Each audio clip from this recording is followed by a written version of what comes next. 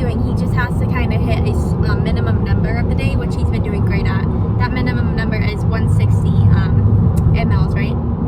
Yeah. And he's been doing great because he eats 8 times a day, and I've started breastfeeding. So for a couple of his feeds, he'll breastfeed, and we weigh him before and after to see how much he got. But he's been doing great with that too. When a baby comes home, and if you think about it, if you bring a newborn home, you don't know how much they're getting because you're not measuring things out and you're not weighing your baby before and after. So the most important thing is he needs to be able to eat, and he'll have to hit his weight goals when he goes to his pediatrician. His weight right now is 5 pounds 14 ounces, the last we heard. So he's almost at that 6 pound mark. So there's a plan in motion.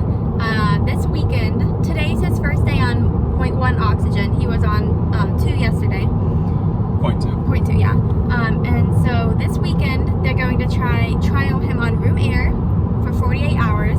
If he does that, they're going to do his car seat test on Monday, and we're going to be able to bring him home. We're so excited. We just found this out yesterday, so Yeah, I was Thursday. sitting in for morning rounds on Thursday. Sky was working that day, and they were talking, and the doctor, he said, the first doctor who was talking said 2 days he'll be home, and I think I went into shock. And the nurse practitioner was actually the one that said, whoa, is he going home on oxygen?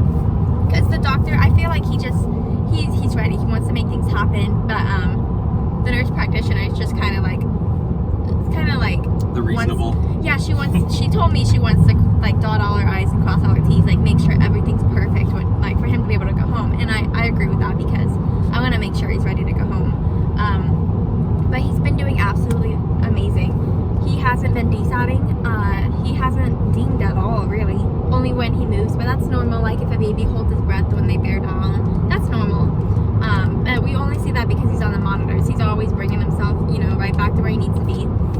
We're so excited. We're in that home stretch, and I'm honestly in shock, I feel like, still, because She called her mom right away and started crying. I called my mom to tell her I was gonna say get the car seat washed because we don't have anything, because the last we heard expect like Christmas, Thanksgiving, and so I called to tell her that, and I just got choked up. It was like the first time in my life, and I couldn't talk, and I don't know. And then my mom knew something was going on, so she got like choked up too, and it was just, I don't know. I started crying, she started crying, but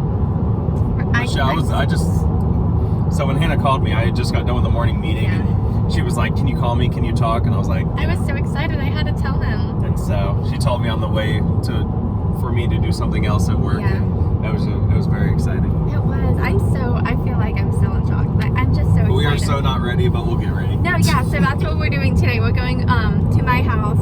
Sky's taking laundry to his parents to get it done. I'm going to my mom's house to wash the baby's clothes. We're going to wash the car seat today, put it in the car. We're going to wash his bouncer, his swing, and his pack and play, his sleeper. We cleaned the whole house last night. Yeah. Well, we're actually still on the Airbnb. So we're getting everything ready today.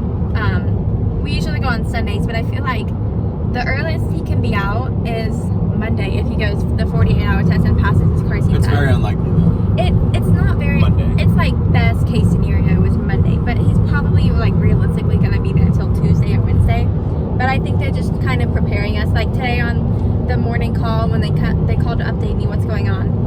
He told me he's writing prescriptions so that we can go ahead and pick up his because he'll still need to be like kind of supplemented. He is gonna have to get, I believe it's iron and vitamin D, which we just put into his bottle. That's another thing.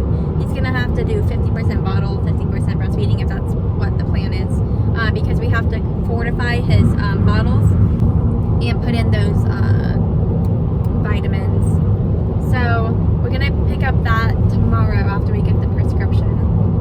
And another thing, our nurse told us that she's never seen a baby fail a car seat test, her personally, Yeah. and she's been there for a while, so, when you think about a car seat test, it's like, they might pass, they might, but we're very hopeful that, He does pass. that won't hold him up. And they from going on. changed it to where if he does fail it, it's going to be 12 to 24 hours before he can retest. I think it was a couple days last time. So if he fails it, it's not a big deal. He'll, like, within a day or so, he can retake it.